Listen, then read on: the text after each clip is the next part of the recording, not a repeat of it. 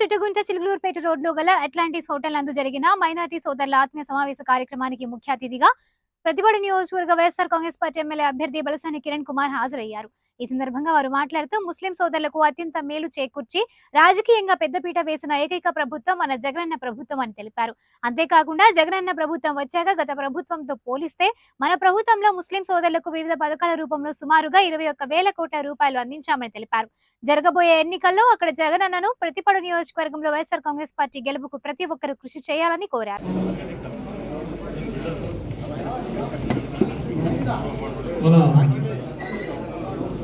బాలసాని కిరణ్ కుమార్ గారికి కూడా చాలా ప్రసిద్ధితో కోరుతున్నాం.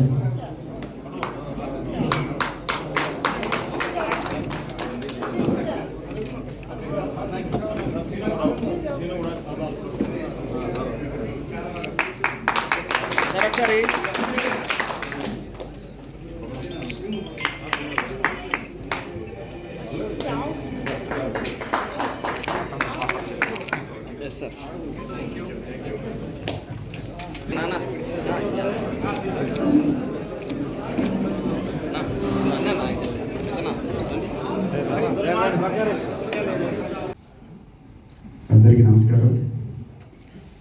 వేదిక అలంకరించిన పెద్దలు హఫీజ్ ఖాన్ అన్నకి, ఖాదర్ భాష అన్నకి, గుజారక్కి, జానీ బాయ్కి, మన సంజీవ్ రెడ్డి అన్నకి, అలాగే హబీబుల్ అన్నకి, కాసిఫీర్ బాయ్కి అన్న పేరు, గఫర్ అన్నకి, సాంసరావు గారికి, కరీముల్లాగా అందరికీ పేరు పేరు హృదయపూర్వక నమస్కారం చేసుకుంటున్నాను. ఫస్ట్లీ అందరికీ కూడా నా యొక్క అస్సలాము అలైకుం. అందరు బాగున్నారన్నా? కానీ బాగా కాలాతీతం అయింది, లేట్ అయింది, వేరే ప్రోగ్రామ్ చేసుకోవడం వల్ల లేట్ అయ్యింది. అఫ్కోర్స్ పెద్దలందరూ కూడా మంచి స్పీచ్ ఇచ్చారు. నా స్పీచ్ పెద్దగా ఏమి ఉండదు, మీకంటే నాకంటే ఎక్కువ మంచి స్పీచ్ ఇచ్చారు, మీకు ఉపయోగపడేది. యాక్చువల్లీ మన జగనన్న ఒకటే చెప్తున్నాడు, మీరు బాగా వినండి అన్న. చిన్న చిన్న పాయింట్స్ చెప్తాను. ఫస్ట్లీ మన యొక్క ఏ కులమైనా ఏ మతమైనా ఎవరైనా సరే వాళ్ళని గౌరవించాలి.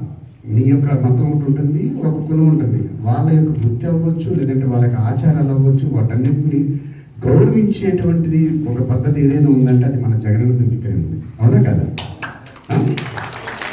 ఈ ఓన్లీ మన జగనన్న మాత్రమే ఆ యొక్క దృష్టితో చూస్తారు. అది ఏ మతమైనా చూడరు, కానీ ఆ మతానికి ఉన్నటువంటి ఆచారం అవ్వచ్చు, కట్టుబడులు అవ్వచ్చు, ఇంకోటి అవ్వచ్చు, ఏదైనా సరే అవన్నీ గౌరవించడంలో ముందున్నటువంటి వ్యక్తి మన జగనన్న.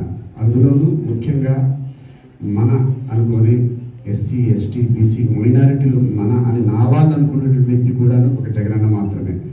ఎంతోమంది నాయకులు వచ్చారు, వెళ్ళిపోయారు. అవునా కదా?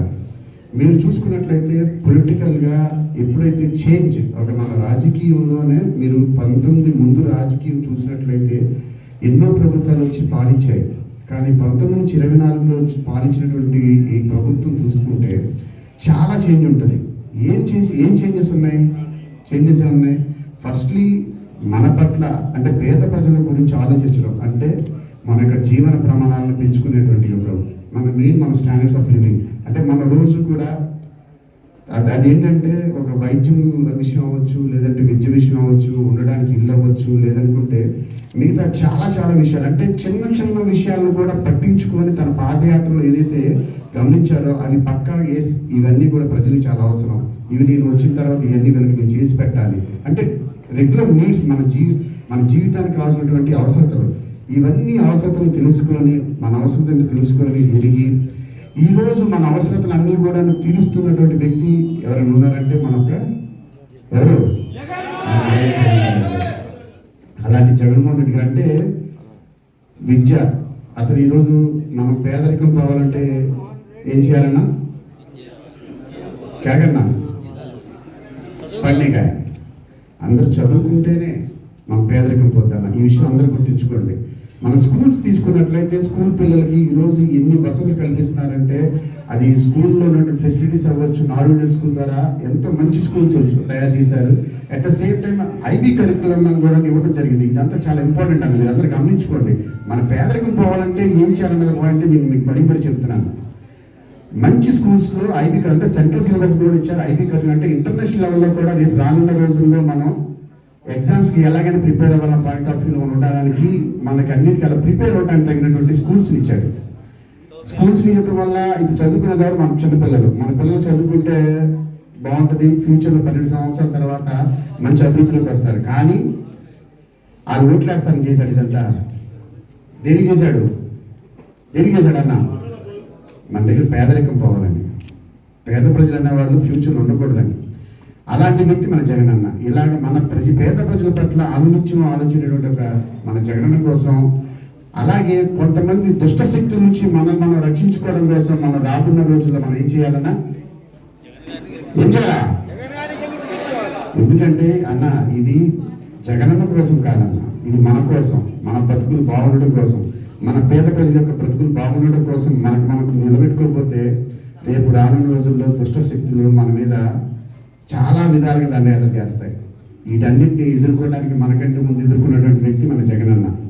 ఆయనకి మనందరం తోడుగా నిలబడి ఆ దుష్ట శక్తుల్ని కొంచెం తరిమేయాలని మనస్ఫూర్తిగా కోరుకుంటూ, అలాగే ఇక్కడికి వచ్చినటువంటి నా ముస్లిం సోదరులందరూ కూడా మళ్ళీ పేరు మరొకసారి కృతజ్ఞతలు తెలుపుకుంటూ, నన్ను మీ తమ్ముడుగా నన్ను ఆస్వాదించి ప్రతిభానిధి నుంచి గెలిపించాలని, అలాగే మన ఎంపీగా ఉన్నటువంటి మన కిలార్ గోసాయి గారిని కూడా ఎంపీగా గెలిపించాలని మనస్ఫూర్తిగా కోరుకుంటూ, అలాగే మన మైనార్టీ సోదరులందరూ కూడాను 100% ఓట్లు వేసి 170 సీట్లతో మన సీఎం వైఎస్ జగన్మోహన్ మళ్ళీ ఒకసారి సీఎం కూర్చోబెట్టాలని మనస్ఫూర్తిగా కోరుకుంటూ